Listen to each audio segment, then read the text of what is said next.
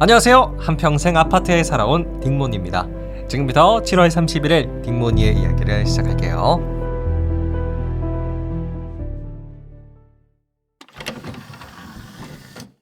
네, 오늘은 아파트의 이야기로 돌아왔습니다. 아파트, 우리나라에서 가장 일반적인 형태의 주거 공간이죠. 저도 계속 아파트에서만 살아왔고요. 제 친구들이나 주변의 지인들을 봐도 대부분 다 아파트에 살고 있는 것 같아요. 그래서 아파트는 진짜 어떻게 보면 대한민국을 대표할 수 있는 주거 공간이 아닐까 이런 생각도 드는데요. 그렇다면 아파트는 언제부터 우리나라에 지어지기 시작을 했을까요? 그리고 또 왜 우리나라는 이렇게까지 아파트를 많이 지어야만 했을까요? 그래서 오늘은 여러분과 함께 대한민국 아파트의 역사에 대해서 알아가 보도록 하겠습니다. 오늘도 끝까지 함께 해주세요. 자, 결론부터 우리가 먼저 알아가 볼까요? 대한민국에 아파트가 많아지게 된 그 계기는 우리나라의 빠른 경제 성장 속 서울 덕분이었습니다. 우리나라는 1960년대를 지나고 70년대, 80년대를 거듭하면서 좀 폭발적인 경제 성장을 했잖아요. 근데 이 경제 성장을 할 때 중요한 점이 뭐였냐면 지방의 소도시를 중심으로 발전이 된 게 아니라 수도 서울을 중심으로 발전을 한 거예요. 그러다 보니까 당연히 많은 한국인들이 좋은 일자리를 찾기 위해서 다 서울로 몰려갈 수밖에 없었죠. 예를 들어서 당시 부산이죠, 부산. 부산에서 서울로 이때 올라간 분들이 어림잡아 50만 명 이상이라고 해요. 부산에서만.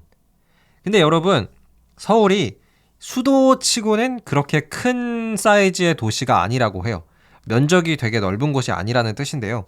예를 들어서 이웃나라 일본을 한번 비교해 보면요. 일본의 수도 도쿄 같은 경우는 2194제곱킬로미터가 된대요. 우리나라 서울은 도쿄보다는 3분의 1 정도로 작은 600제곱킬로미터 정도가 되고요. 근데 이 서울은 좀 단점이 일단 산도 많고 한강도 있고 이 주거 공간을 지을 수 있는 땅이 생각보다는 많지가 않다는 점입니다. 하지만 전국에서 사람들은 계속해서 몰려오지. 방법은 딱 하나, 바로 아파트였어요. 아파트는 단독주택이랑 좀 달리 하나의 땅에다가 위로 올려버리면 되니까 똑같은 땅이라도 단독주택보다는 훨씬 더 많은 사람들이 모여 살 수가 있었어요. 그래서 이때 대한민국 정부를 주도로 해서 서울에 아파트가 많이 지어지기 시작을 했고요. 몰려드는 인구를 감당하는 것도 어느 정도 가능해졌다고 합니다. 그리고 그 여파가 대한민국 전역으로 확대가 되면서 명실상부 대한민국은 아파트 공화국이 돼버렸죠. 자, 여러분은 이 내용을 공감을 하실지 궁금합니다. 자, 그럼 이어서는 우리나라 최초의 아파트가 어디에 있는지 소개해 드리도록 할게요. 대한민국 최초의 아파트 1932년 일제강점기에 지어진 서울 충정로에 있는 5층짜리 아파트예요. 지금도 이게 남아있다고 하고요. 제가 저번에 그 재테크 역사 전시회 갔을 때 여쭤봤는데요. 그 1층에 지금 그 세븐일레븐이 있을 정도로 1932년에 지어진 최초의 아파트지만 아직 쌩쌩하다고 합니다. 정말 신기하죠? 1932년에 지어졌으면 이제 거의 100년째가 넘어가는데요. 멀쩡하다는 게 아주 놀랍네요. 그런 면에서 또 따진다면 5000년 전에 지어진 피라미드가 제일 놀라운 게 아닌가 이런 생각도 듭니다. 자, 그럼 하나 더 알아가 보도록 하죠. 솔직히 우리가 대한민국 사람이긴 하지만 과연 우리나라에 아파트가 몇 채 정도 있는지 요건 좀 잘 모르지 않으세요?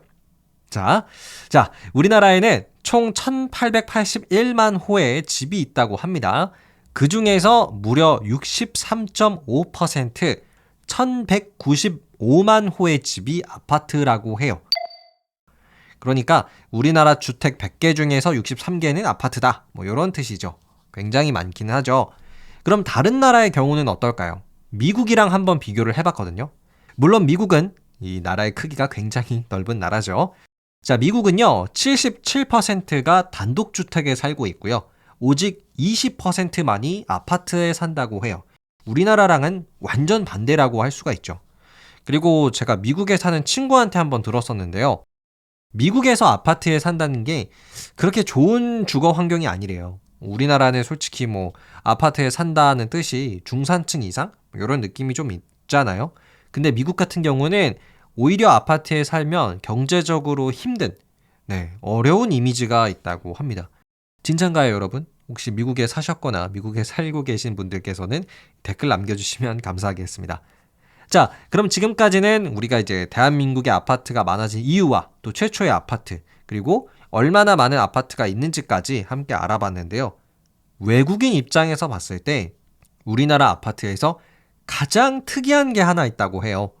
바로 아파트 브랜드 이름을 벽에다가 적어 놓는 거. 이게 되게 특이하다고 하네요. 우리는 그냥 당연하게 생각하잖아요. 아파트 외 벽에다가 이편한 세상이면 이편한 세상, 레미안이면 레미안, 힐스테이트면 힐스테이트, 이렇게 아파트 브랜드를 적어놓는 거 당연하다고 생각을 하고요. 또 집을 구매할 때도 아파트 브랜드를 많이 따지잖아요. 근데 외국인들이 봤을 때는 이게 되게 특이하대요.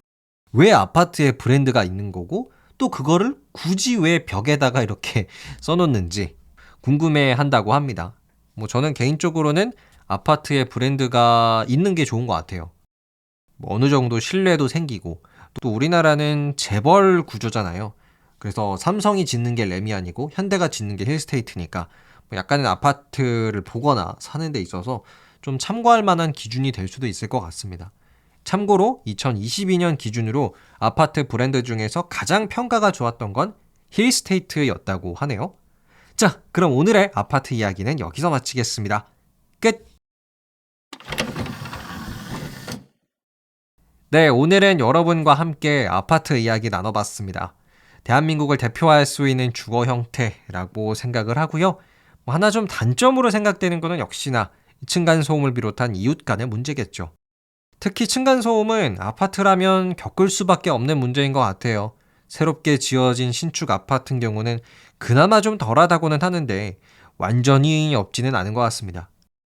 그리고 담배 문제도 있죠. 요새 많은 아파트들이 금연 아파트 이런 거 많이 지정이 되면서 제가 살고 있는 곳도 한 2, 3년 전부터 금연 아파트로 지정이 되면서부터는요, 거의 흡연을 할 수 있는 곳이 없어진 걸로 알고 있습니다. 뭐 저야 흡연을 안 하는 사람이라서 괜찮기는 한데 뭐 항상 이런 자유와 공동체라는 이 주거 환경, 이게 충돌하게 되는 것 같아요. 그리고 저는 그런 생각도 해요. 우리나라에 이렇게까지 아파트가 많은데 뭔가 제도적인 법적 보완이 좀 필요할 때가 되지 않았나 싶어요. 왜 누가 층간소음을 엄청 심하게 일으켜도 그냥 참아주는 거 말고는 별다른 방법이 없잖아요. 또 아파트 주차장에서 내 차를 가로막고 어떤 차가 이상하게 주차를 해놔도 경찰이 오는 그 순간에도 할 수 있는 방법이 없대요. 그래서 진짜 이런 사건들은 계속해서 터져가는데 법적인 보완을 좀 해줘야 되지 않을까, 이런 생각도 듭니다. 그리고요, 우리 딩모니 구독자분께서 5 가이즈 다녀오셨다는 댓글 남겨주셨더라고요. 굉장히 맛있었다고 하십니다. 저도 꼭 가보고 싶네요. 여러분의 일상도 댓글로 많이 남겨주셨으면 좋겠어요. 그럼 저는 더욱 재미나고 유익한 이야기로 돌아오도록 하겠습니다. 오늘도 함께 해주셔서 감사합니다. 안녕히 계세요.